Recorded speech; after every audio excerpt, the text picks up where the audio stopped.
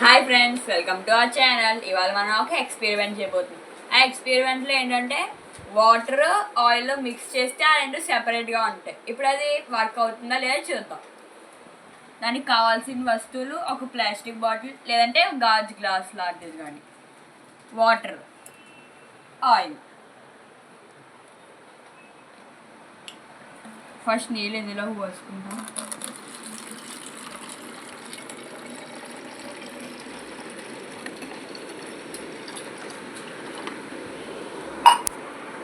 Next మనం కొంచెం నూనె పోసుకోవాలి.